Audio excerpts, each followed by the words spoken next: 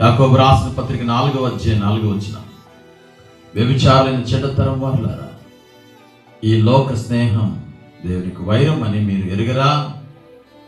ఈ లోకంతో స్నేహం చేసేవాడికి దేవుడే శత్రువుగా మారుతారు. ప్రేమించే వారిని గిట్టినట్లుగా ఉంటారా? శత్రువుగా చేసుకుంటారా? నీ ఆపదలో పరామర్శించే వ్యక్తులను ఎవరైనా గిట్టినట్లుగా ఉంటారా, లేక శత్రువులుగా చేసుకుంటారా? వాక్యం చెప్తుంది, హృదయం శుద్ధి చేసుకున్నటువంటి వారికి రాజు స్నేహితుడు అవుతాడు. హృదయం శుద్ధి చేసుకోలేకపోతే ఈ లోకాన్ని ఇంకా నువ్వు ప్రేమించి లోకానుసారంగా జీవిస్తుంటే నీ దేవుడే నీకు శత్రువుగా నిలబడతాడు. దేవుని వైపు చూడటం ప్రారంభించు.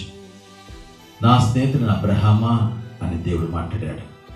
దేవుని వాక్యం చెప్తుంది 15వ అధ్యాయం ఆదికాండంలో, అబ్రహాము నీకు నేను కేడము బహుమానం ఉన్నాను గనక నా సన్నిధిలో నువ్వు నిందారహితుడిగా ఉండాలి.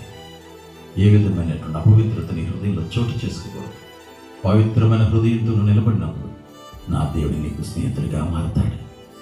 నా దేవుడు నీకు స్నేహితుడిగా మారుతాడు.